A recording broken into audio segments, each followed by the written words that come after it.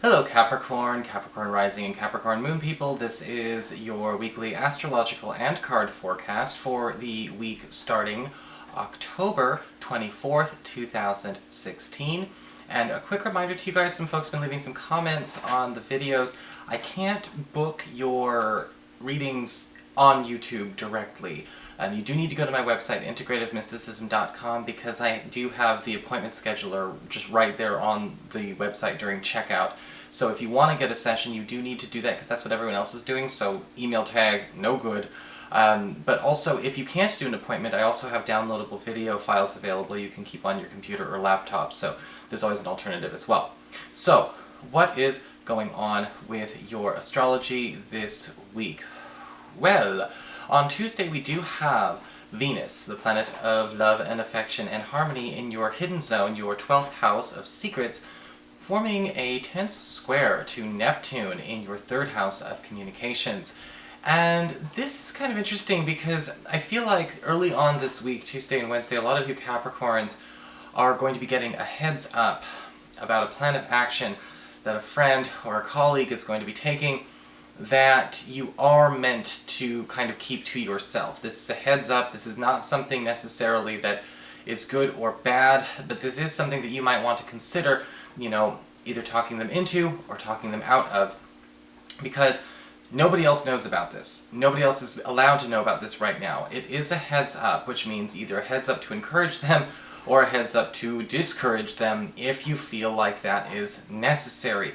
But this could be information that is being given to you in confidence because they do expect you to be the one to be the truth teller. You know, the one who's actually going to tell them whether or not this is a good thing to go ahead with, even though it looks like they may have already gotten steps 1 and 2 out of the way. On Thursday, we have Mercury, the planet of communication and initiative, haste and speed, forming a delightful connection to the Sun in your 11th house of friendships and social networking. And this can actually be a gorgeous angle when a friend, or maybe even a colleague or a peer, does actually reach out with a solution or an initiative that is absolutely up your alley for your cause. If you've been trying to maybe combat something individually, you know, maybe you've been dealing with a health issue or work issue or a love issue or creative, you know, block of some kind, you know, this friend has kind of gone out of their way, in a sense, to find a solution to your problem without being recruited to do so. It's almost like they've gone out and done some legwork without being dispatched by you, the commander-in-chief. Now, this is actually a very pleasant surprise. In the beginning, you might not feel very good about it because it's like, what do you mean you went and did this without my authorization? But, again, we gotta learn to love pleasant surprises too. So, what is going on with your cards this week, Capricorn? Well, for your spiritual advice, again, very much the theme, it looks like, with, you know, the whole secrets thing. We've got the card of the Hedge Witch, and again, knowing when to keep a secret secret, or knowing when to handle a secret while it's still a secret, or handle a situation while it's still a secret. We can deal with problems, or even with good news, before it's broadcast to the world at large. And the Hedge Witch is all about knowing when something should be worked on discreetly or privately. You know, it's not necessarily something you have to go out and recruit more help with. And that's actually very important with the Hedge Witch, because the Hedge Witch is all about somebody who's taking matters into their own hands. You know, they're not kind of leaving everything up to the external. You know, the Hedge Witch, or the witch in general, the whole idea behind the practice is to be a more capable and a much more potent and individually motivated co-creator. And so when you have cards that talk about things like, look, when you are given secret information, when you are given this, you know, you already have all the tools you have to deal with this. We don't, again, need to go spilling other people's secrets for them. For your Earth sector, when it comes to your work and finances, we do have the Three of Swords inverted. And this card is kind of interesting because it can be a card that is good, but it's a short-term good. And that doesn't mean it should be dismissed, though. You know, because the Three of Swords inverted is basically saying, if you've been dealing with a problem where maybe, you know, as far as money is concerned, we've not been making as much money lately, or been feeling like we've been spending more than we've been earning, the Three of Swords reversed marks a turning point this week, a pause to that loss, a stop to that loss. This is our opportunity to make a left turn. This could be a new job. This could be a new opportunity to kind of, stifle any kind of hemorrhaging finances, which is actually really good news. It may plug the hole. It might not fill everything back up, but at least it's plugging the hole.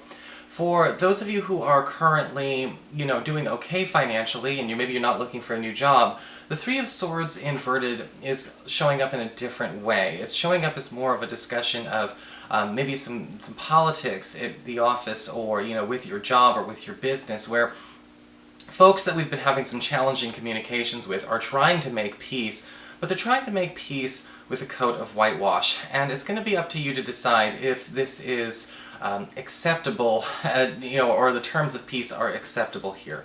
If this is something that we are okay with as the Capricorn in charge. Are we willing to just kind of let bygones be bygones without actually working it out? For your communications with air, when it comes to your friends, your relatives, and the others in your life, we do have the Four of Swords inverted. And this card actually is interesting because it does talk about an opportunity to reconnect with an old friend or an old colleague that we may have actually drifted away from for reasons that don't really make sense. Sometimes people drift away without solving their problems. Some people have a tendency to make their split decisions, in the dead of night when, they've had it up to here after a hard day.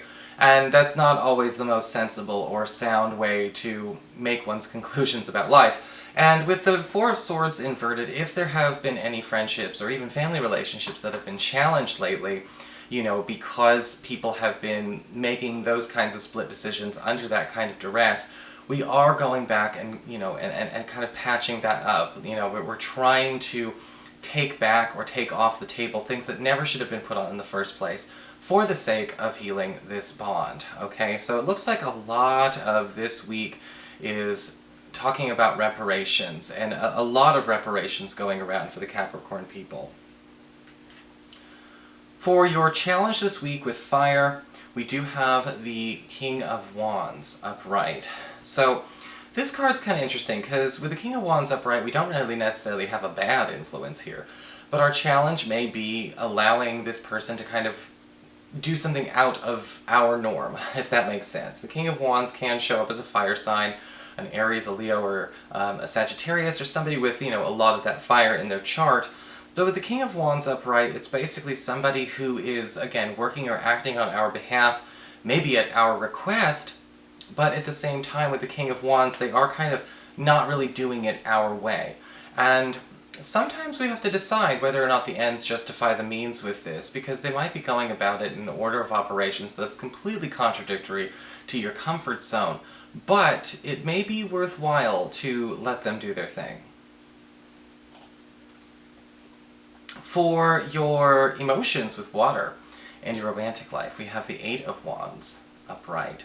And this is an absolutely beautiful card for love and romance because this talks a lot about open channels of communications, speeding up developments in an existing or budding romance. If you've been feeling like things have been getting more stagnant, or maybe things have been going slower than your taste in love and romance, the Eight of Wands is speeding things up really, really quickly this week.